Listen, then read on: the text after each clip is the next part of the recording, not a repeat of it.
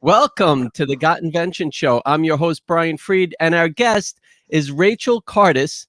She is the inventor of the Loft bag. Welcome to the show, Rachel. Hi, good morning, Brian. Thank you. How you doing?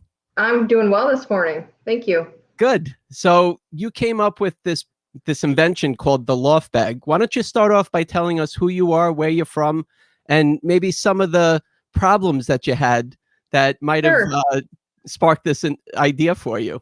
Sure. I'm Rachel Cardis. I'm from Indianapolis, Indiana, and I created a tiny tote-along diaper bag. And what was kind of happening was I had my second child. I was living the typical mom life, and we were taking trips to the grocery store. We're going to the soccer game.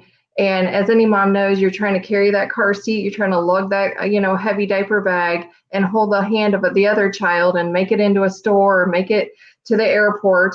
And what was happening is I was reaching in the large diaper bag and grabbing just the bare essentials. I was grabbing the wipes, the diapers, and just shoving it into the car seat.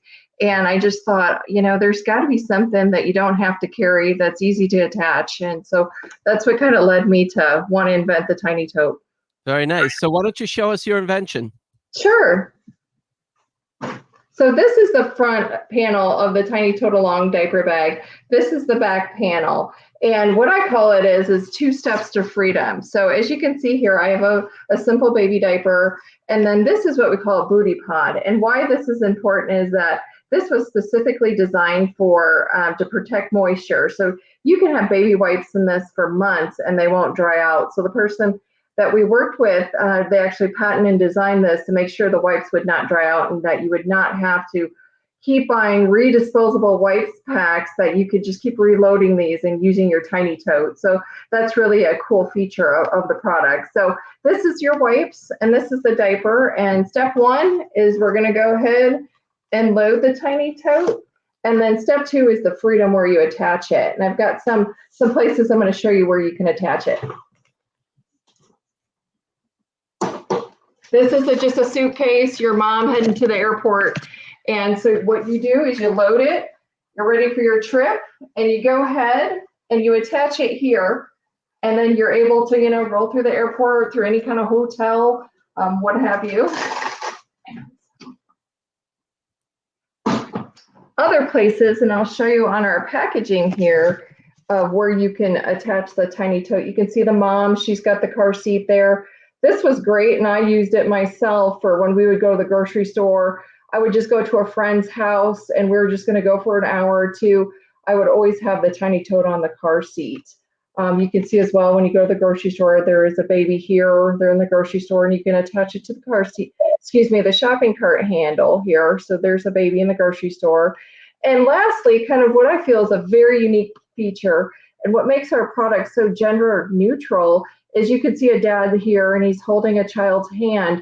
You can fold up the tiny tote and fit it in the back pocket very discreetly. You know how dads like to hide from the diaper bag. So it's really great for moms and dads to just be able to fold it up and fit in your back pocket. This is great when you go to Disneyland, where you go to anywhere that you've got to have multiple trips and you don't want to lug that heavy diaper bag. So there's just another unique feature of it. Oh, where were you? I was carrying that bag, or somebody had to stay off on that Disney ride to be able to hold all those bags. Yes, or hold the bag and they just pull the diapers and the wipes out and you're off to the races. So it could have been me in that back pocket. Bag. Well, you had this idea because you had this problem of just lugging that bag around in all different types of environments.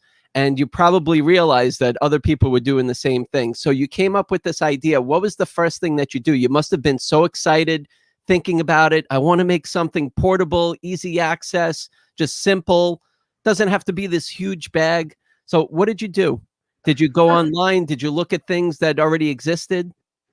I did the first thing, like when you come up with an idea. I had invented a product before, so I'd kind of been down the road, but I took a schematic and I went to Target, I went to Walmart, I went everywhere in stores to see, okay, there's got to be something or something similar that's a hands-free diaper bag.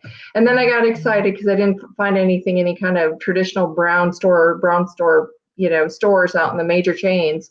And so then I went online, I went on Amazon, I looked on the internet searching, and I still didn't find anything. And then that led me down to kind of working on looking at prior art and patents and such. But yeah, I was excited. And as you're going through and you're an inventor, you're constantly kind of working out that prototype in your mind. So it was encouraging after I went to the stores and went online. What you came up with first and what you have right now, is it basically the same, or did you have to go through many iterations to get there? I did. I had, I'm sure the seamstress here was very displeased with me after a while. The first prototype was very rough because I wanted to be sure you could fit 2 diapers in it, fit a good amount of wipes. And so there was lots of, 1/4 inch to an inch and working out different prototypes. And I wanted it to make sure that it would not over time with multiple uses continue. So I spent a lot of time on hook and loop Velcro that more than anybody would ever imagine. So even the most simple products, you spend a great deal of time on. And you said and also Velcro, and that hook and loop is actually Velcro. Velcro is just a brand. I'm sure you learned that, right? Oh yeah, hook and loop. You had the idea, you searched around. When you realized that it wasn't out there, what was the feeling that you had, and what did you do at that point? The first thing I did, once I realized it wasn't out there, I went and did a prior art search. And for those that don't, verse in patents or looking at it, I went through and just did my own, because diaper bag is a large field and there's been a lot of diaper bags invented. Most of them are covered by design patents. I went through, and because mine is unique and it's hands-free, it's attachable, detachable, I spent a lot of time just doing a search before I hired a patent attorney to go ahead and do the drawings and look at that. But I also started just feeling out the market and seeing, okay, where would this fit in the market? Looking at the price point of where we were going to end up at. So I did a lot of marketing analysis to say, at the end of the day, where would we fit in the baby gift aisle, where we fit into accessories? And so I spent a lot of time looking at prior art and patents and then marketing analysis. And when you did the prior art searches, you went on uspto.gov, you used Google patent searches. What did you do, and how did you know at that point that you were in the clear? Well, what I did was first I went to the USPTO, and then I'm very kind of old school. I went through back from 1790 all the way up to now. And I looked, especially because mine is attachable and detachable. And I spent hours looking, and because I didn't want to, obviously every inventor wants their novel concept. And so after many, many, many months and years, this is my actual design patent with the USPTO. Anyone that gets one of these it feels very accomplished. But congratulations. It was a long search and it was a long process, even with the best of an attorney. So, but it's all worth it. They get the paper and then you put it on that plaque, right? They don't get the plaque. You don't get the plaque, you get a piece of paper, but I felt so accomplished. I felt the plaque was necessary. Congratulations. Well, you've had a long journey to get there, and let's kind of take it through now. So you did the search, you did some market analysis, you felt good about it, and you mentioned earlier a seamstress. So you started to draw it out and I did. kind of see it where it should be. What did you do at that point? The first thing I did was I basically took fabric and I roughly sewed the best to my ability, and I took it to a seamstress and I showed her the drawings of what I wanted to do.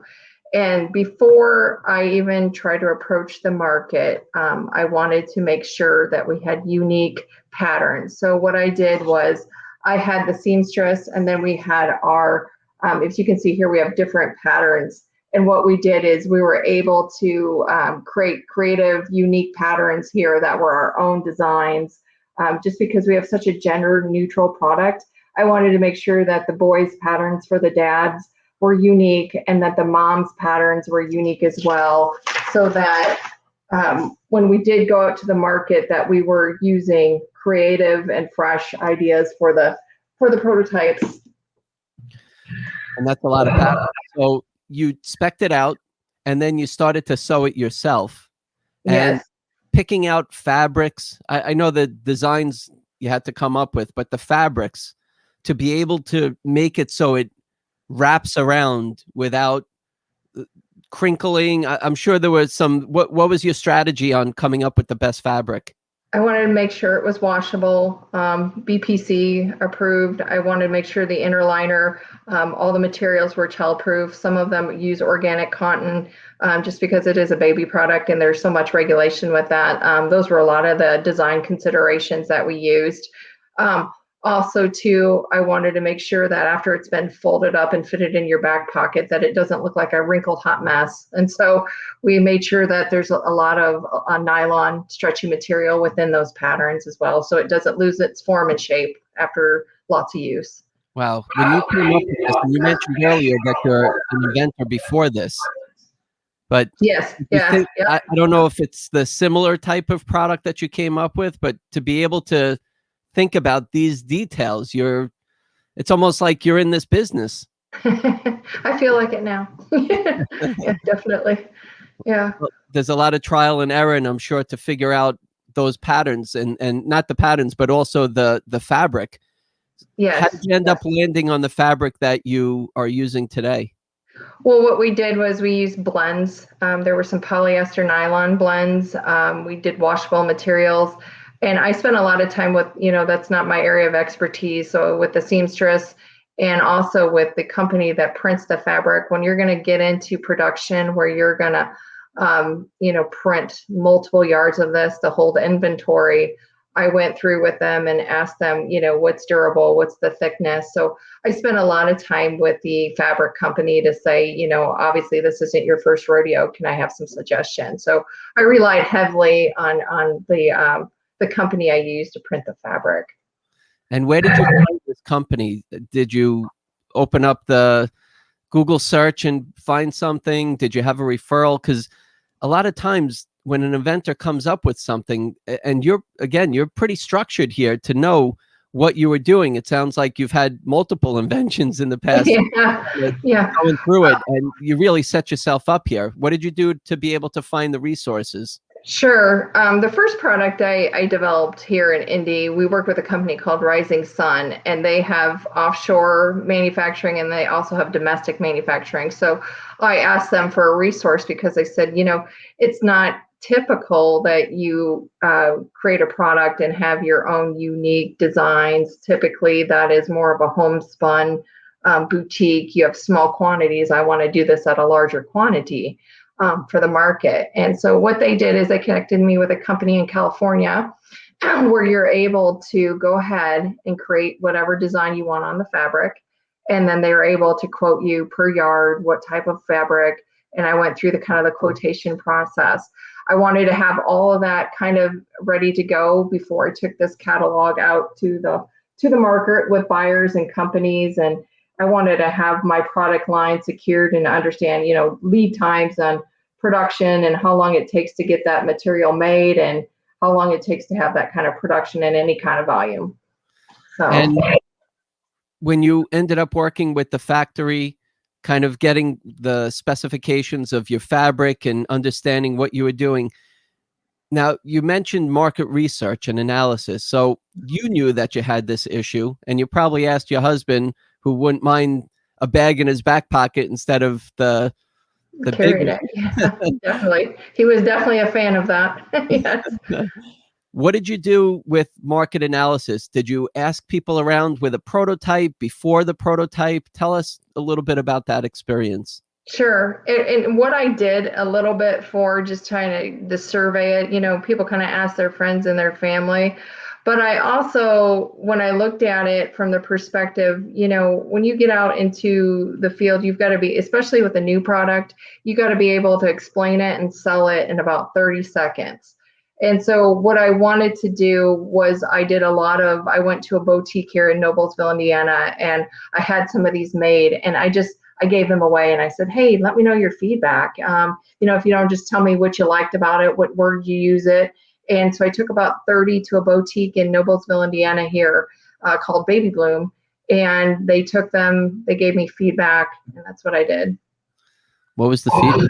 was curious. Well, anybody likes a free product, but they really, I think what moms really liked about this was the ability to put it on the car seat, and that how it's so easily attached everywhere. So even a product such as this, moms use both the big diaper bag and this light diaper bag for quick trips. But I got a lot of feedback that we used it on this trip. We used it to Disneyland because between rides, they said it was a great product for that.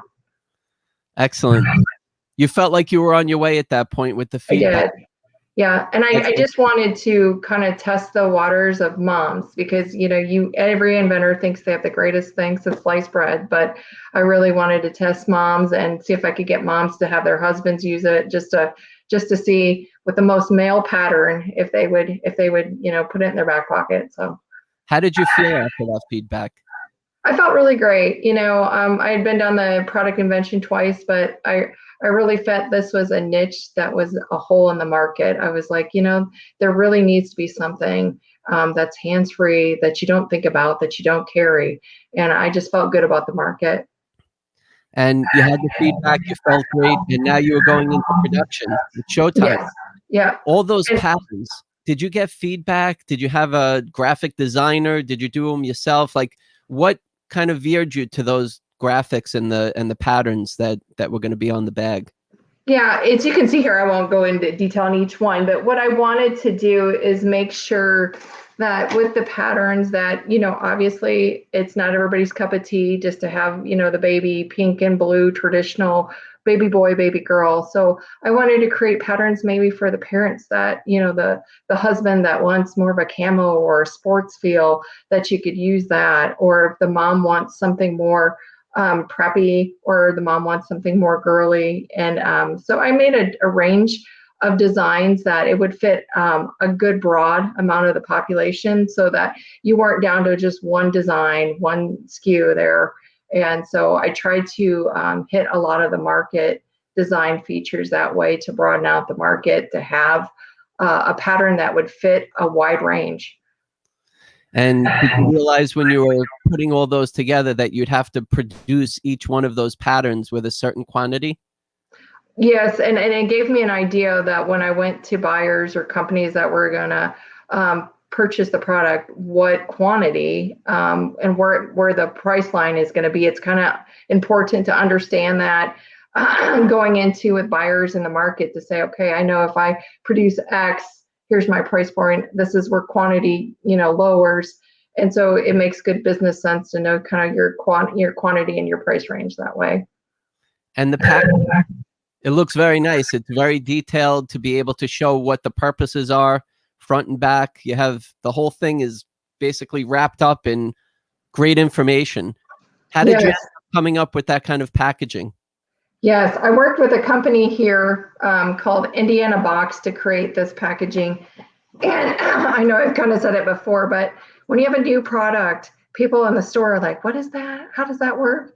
And I told Indiana Box on the multiple reiterations of this, I said, we have to be able to explain this and sell it all in 30 seconds, because that's about how long you get in the store with people's view shed along a shelf. And so we worked very hard to say, let's have where they can feel the material here as it's enclosed. They can see the different patterns that it's able to be purchased in. But I wanted to be able to, explain how it works, where you can attach it, and really just do that in a quick amount of time. And the name. Say that again, I'm sorry. And the name, how did you come up with the name? Oh, that was actually a little bit harder, because there are so many baby diaper bags. There are so many baby products in the market today. We really liked the tiny tote along, because it does describe it. It describes it as being lesser. It's tiny, but the tote along, and it really embodies the fact that you don't have to carry it yourself. It totes itself along, and I really thought it was cute, and I really enjoyed coming up with the name. You came up with the name. Did you do a trademark? Did you buy the domain name? How did you kind of get everything structured and organized at that point? I did not do a trademark, but I did buy the domain. And from there, we did a lot of searching. I had our patent attorney check the trademark to make sure there was no other tiny tote along on the market.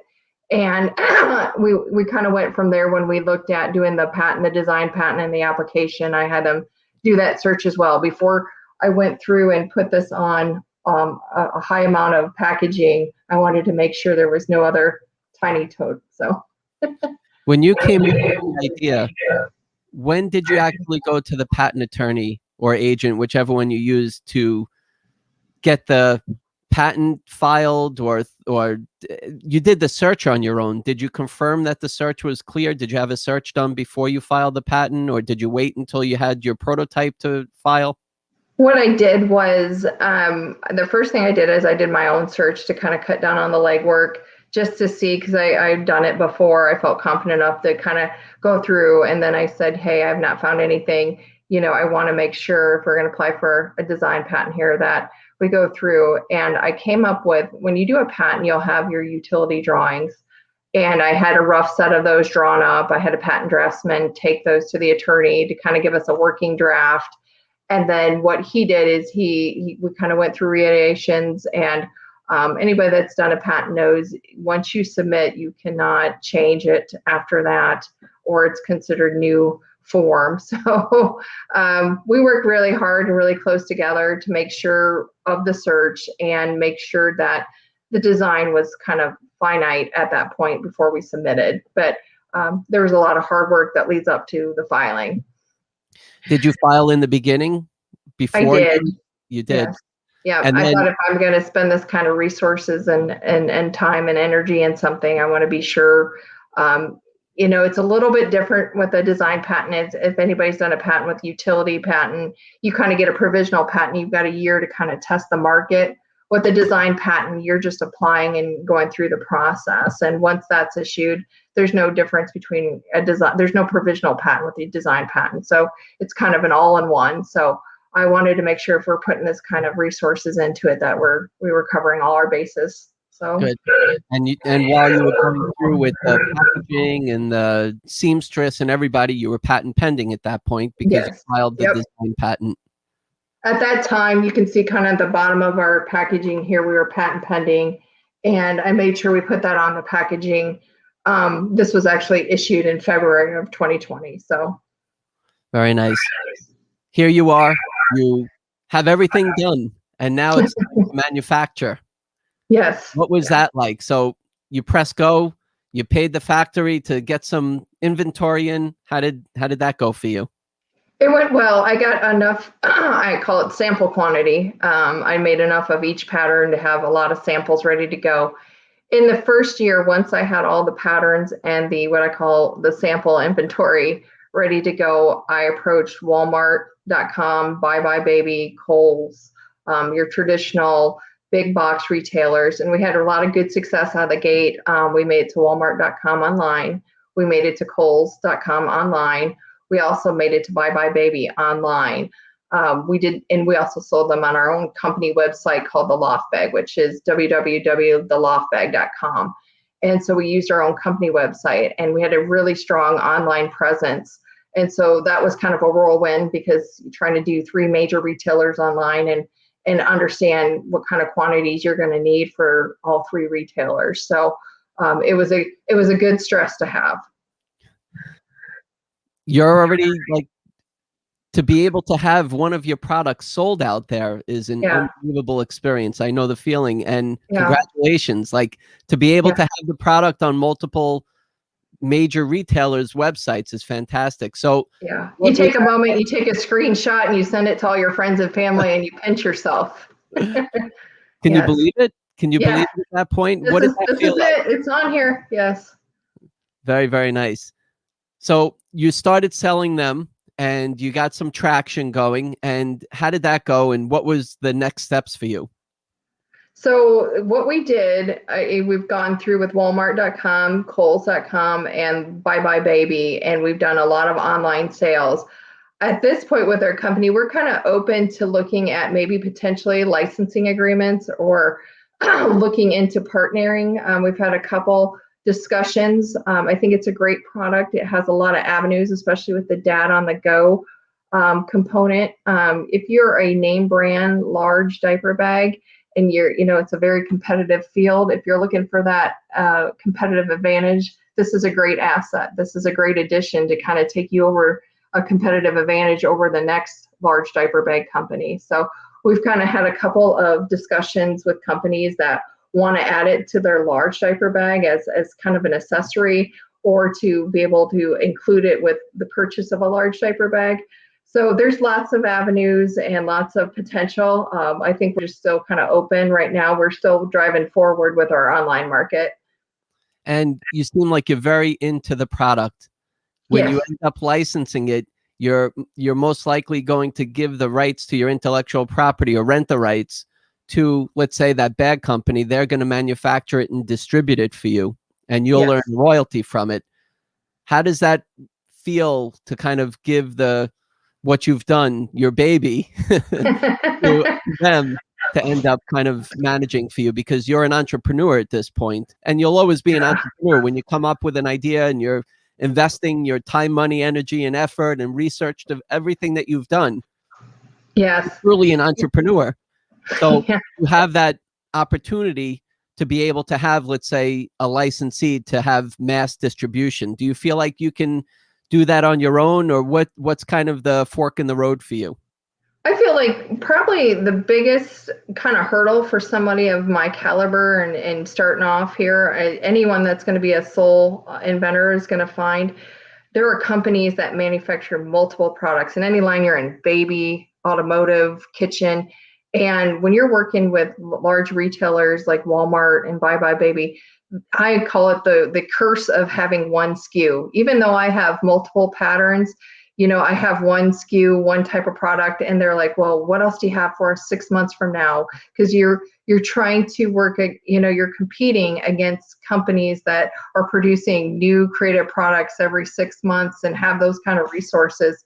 And as you can see, the time and energy it just takes to come up with one product. So I think looking forward, I'm completely, if this could take it to new heights, and working with the right company that would take this to a major distribution level, and as well as somebody that is very reputable, I would have no problem with lending that over for the right company. It is kind of sad. It's kind of like it would be like, oh, take the torch. But I think that's the right part, because the reality of it is that even with the best idea, with a one SKU, you're going into very competitive environments, and sometimes it's better to partner. So. And you mentioned earlier, this is not your first invention. No. So you've gone through this, and it seems like we didn't really hear any trials and tribulations here. Like, we didn't hear any major challenges, but it seems like you went through the process. You were pretty sure. I'm sure there was some iterations, like you said, with the fabrics and everything else. But there's inventors out there that are listening to you, Rachel. And really, I'm sure they're very proud of you. I'm proud of you. I think you've done a super job at this point.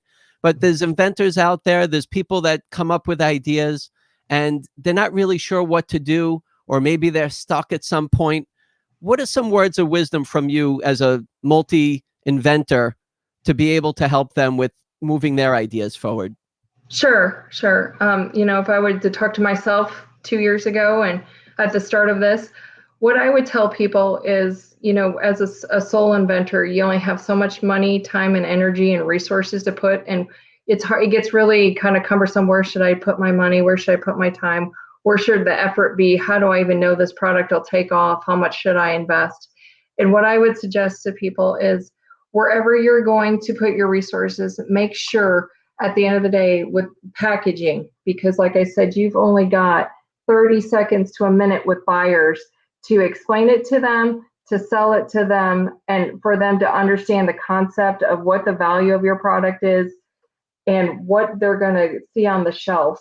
I think starting off, you feel like you have such a great idea, and a lot of them are, but the truth of the matter is, when you start approaching buyers and you start approaching companies, they're not going to think through, how can I make this product better? How could I help them market this? How could we get this on our shelves? You kind of have to present that with a bow on it to them in a very quick and $1 million looking package. So I suggest to people, if you're going to create a prototype, really spend the money and time and effort on the packaging and all the marketing materials. Like I spent a great deal of time and money on making sure my catalog looked like $1 million and looked like a major company, because they are working with so many companies and they're flooded with products. And Brian, you know this, they give you about 2 minutes of time, and if they're interested, then you're sending them more information. You start the dialogue, but it's really that old cliche of you only get one chance to make that first impression. So I would suggest to any inventor starting off,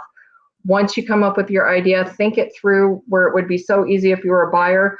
Hey, I could put this on my shelf tomorrow. So that's my suggestion. Congratulations, Rachel. Really well done. Mission accomplished to this point. There's plenty more, it sounds like, for you, and we wish you all the best. Thank you so much for being on the show. Fingers crossed we get a deal. Yes. Great. Thank you very much, Rachel. Great job. Thank you, Brian. Have a great day. You too. And if you'd like to be a guest on the Got Invention Show, go to gotinventionshow.com. Thank you very much, and keep on inventing.